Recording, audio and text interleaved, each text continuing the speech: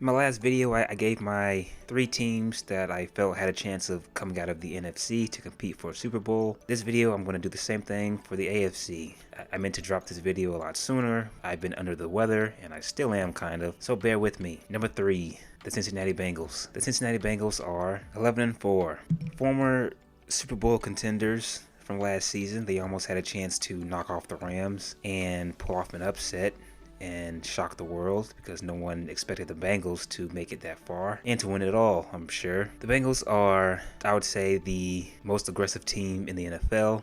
They love to throw it. They constantly have Joe Burrow in the shotgun, 4 wide.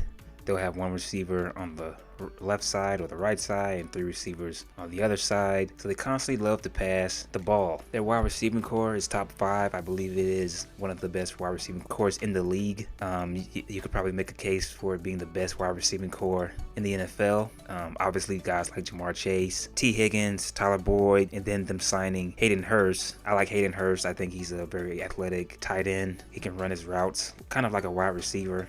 He's very athletic for his size. If Cincinnati is going to increase their chances of making it back to the Super Bowl, they're going to have to get Joe Mixon more involved. It seems like he becomes an afterthought in this offense. At times, there's been weeks where he's only rushed the ball 12 times, 8 times, 7 times, and he's been targeted 4, 3, 6 times. So Joe Mixon is going to have to get more involved in this offense, and there's going to be times, especially in the playoffs, that Cincinnati is going to have to slow things down and utilize the run game and punch teams in the mouth on the ground if they want to help secure victories in the postseason. Defensively, I think they have a very underrated pass rush. Trey Hendrickson, Sam Hubbard, I think those guys are very underrated, and they can get into the backfield and cause havoc for offenses. The linebacking core is pretty solid as well, although I'm not too sold on their secondary. I think it can be beat.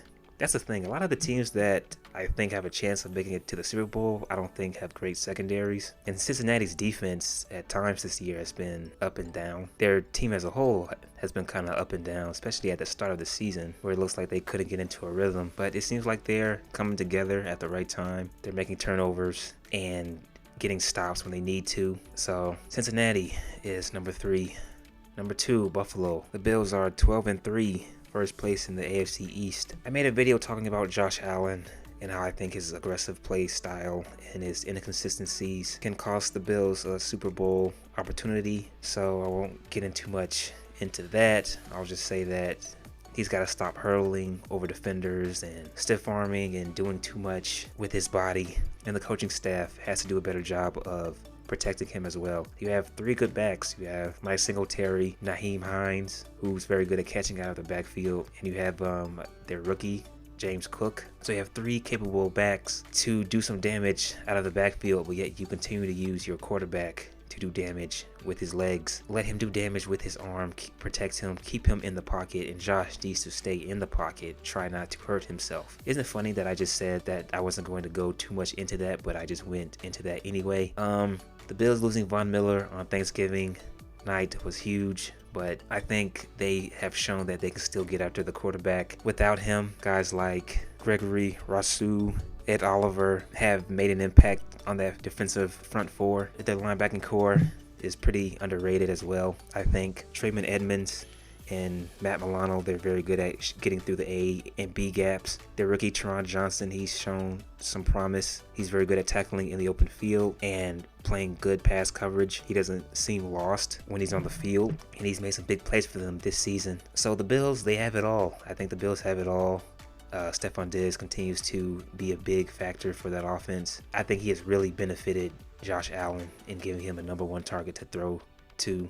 So I just think that the Bills, if Josh Allen can stay healthy, then the Bills have a good chance of getting to the Super Bowl and getting past the Chiefs, assuming that they will meet once again in the postseason. And I'm not trying to say that if Josh Allen doesn't get hurt, that the Bills are going to make it and win it all. I'm just saying that if he gets hurt, then that would really decrease the Bills' chances of winning the Super Bowl this year. So Josh Allen has to stay healthy. The Buffalo coaching staff needs to do a better job of protecting him. So the Bills are number 2. And number 1, the Chiefs, of course. The Chiefs are 12-3.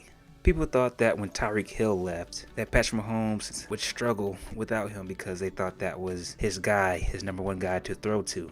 But in my opinion, his number one guy is Travis Kelce. Travis Kelce to me has always been Patrick Mahomes' number one target. When the offense would struggle, Patrick Mahomes would throw it to Travis Kelce in the middle of the field between the seams to help get things going. Quick short throws to help get the offense going. But since Tyreek Hill has left, to me Mahomes has looked better. You're not seeing him run across the field and throw the ball across his body 50 or 60 yards down the field to make it into a 50-50 jump ball to Tyreek Hill. He's actually staying in the pocket and taking what the defense gives him, distributing the ball evenly amongst his receivers, and I think he's looked better without Tyreek Hill. Now, he has still been a little careless with the football this season. I think that him showing more of being a pocket passer makes the Chiefs even more dangerous than they have been in recent years. Pacheco, I hope I'm not botching his name.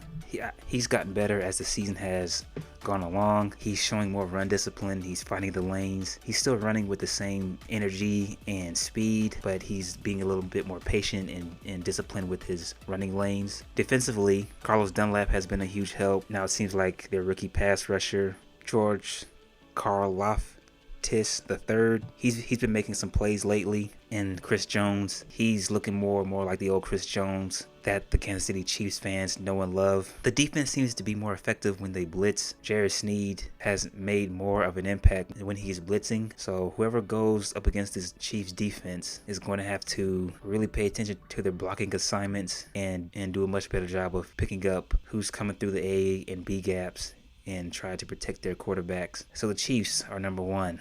So those are my picks. The AFC has been very disappointing this season. This list should not have been so easy to make, but it was, and here it is. So please like and subscribe. Hope everyone has a safe holiday. And that is it. I am out.